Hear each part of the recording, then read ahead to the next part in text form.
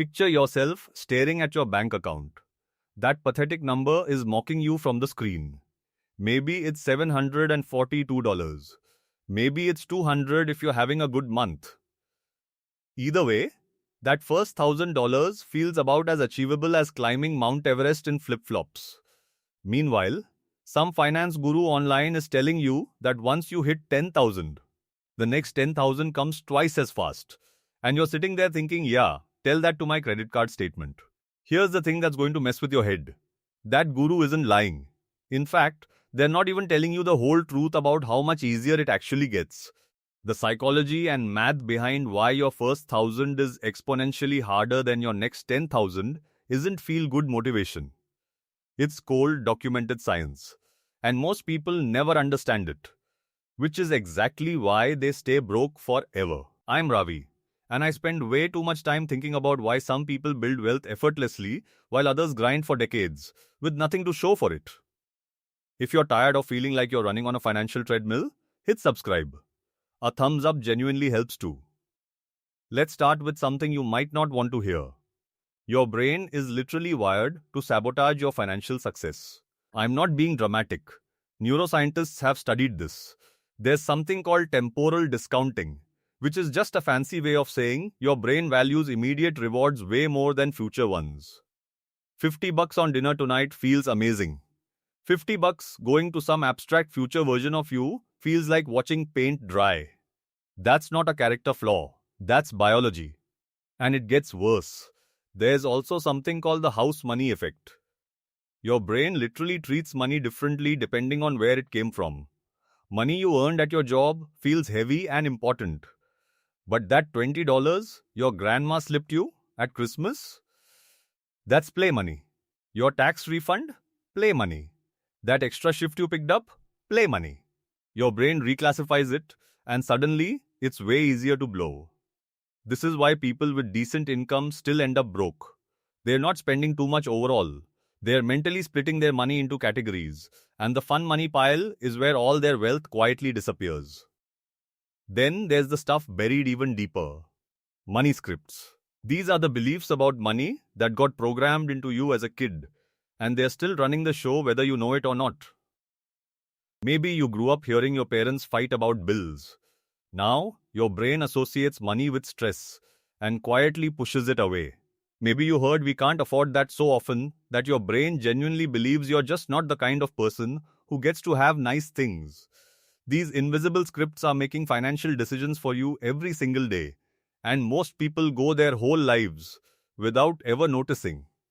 Now stack all of that on top of the fact that your brain has been evolutionarily programmed for survival, not wealth.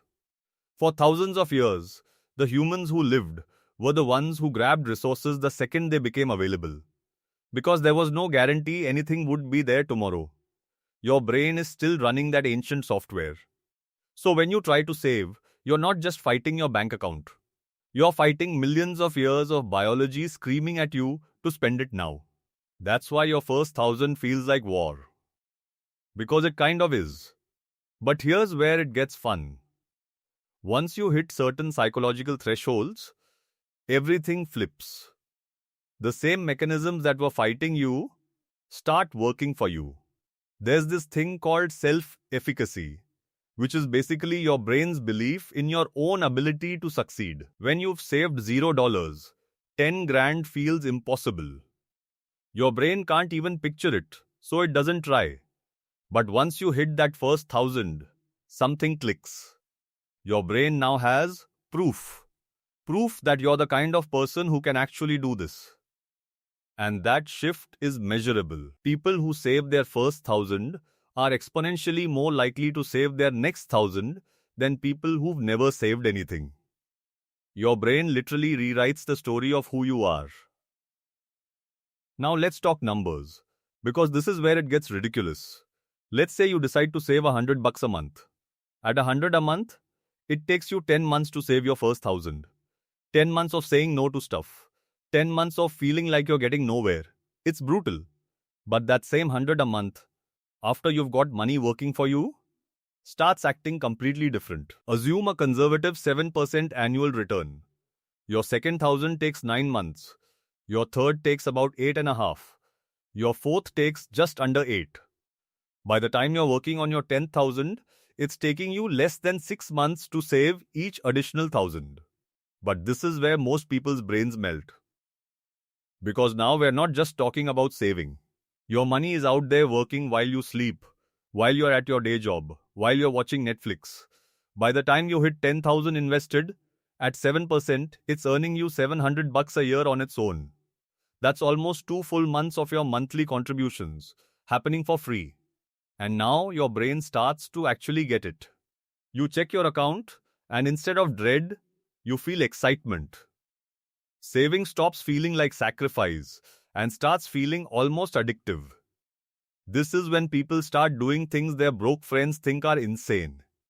They get pumped about tax refunds, not because they can spend them, but because they can throw them into their investments. They start seeing an expensive dinner not as a treat, but as opportunity they are giving up.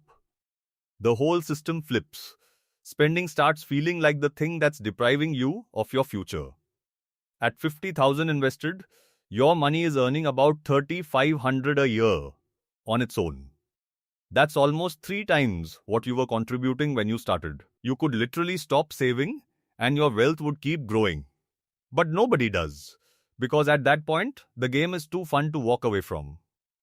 Here's the thing wealthy people understand that broke people don't. Money isn't about buying stuff. Money is about buying choices. With zero savings, you have zero choices. You take the job you can get. You live where you can afford. You make decisions based on what you can survive this month. But with 20, 50, 100 grand behind you, everything changes. You can walk away from a job that's crushing you. You can invest in yourself. You can say yes to things that require capital upfront.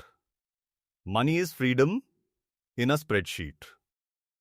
Now let me hit you with something that's going to sting a little. The average American spends more on coffee in a year than they have in their entire emergency fund. Let that land for a second. People are more committed to their caffeine habit than to their own financial security. And I'm not shaming coffee. The point is that small financial decisions compound just like investments do, except in the wrong direction. That $5 coffee every weekday adds up to $1,300 a year. 1,300 that disappears forever. Now imagine that same 1,300 going into investments at 7%. In 10 years, it's over 18,000. In 20 years, it's 53,000. Your daily coffee cost you 53,000 in future wealth. But here's what most financial advice gets wrong. Most people's spending isn't actually about the money. It's about emotion. They're buying lunch every day because they hate their job, and that 20-minute break is the only good part of their day. They're shopping because it gives them a quick hit of dopamine in an otherwise draining week. Telling someone to just stop spending is like telling someone drowning to just stop getting wet. It misses the whole point. The people who successfully make this shift don't do it through willpower alone. They swap out spending habits for saving habits that give them the same emotional reward. Instead of getting excited about a new purchase, they get excited about watching their portfolio grow. Instead of feeling good about a night out, they feel good about adding another 100 bucks to their investments. And one day they realize they are more pumped about a $200 gain in their account than they would be about spending $200 at the mall. That's the moment building wealth stops feeling like sacrifice and starts feeling like a game you're winning. So here's the truth. Your first 1,000 isn't just hard because of math. It's hard because you're fighting your own brain's ancient programming while trying to build completely new pathways at the same time. But once you break through, compound interest and compound psychology start working together, and wealth building feels almost automatic. You can keep making excuses about why this won't work for you. Or you can start that brutal, brief battle against your own impulses. Your future millionaire self is waiting on the other side.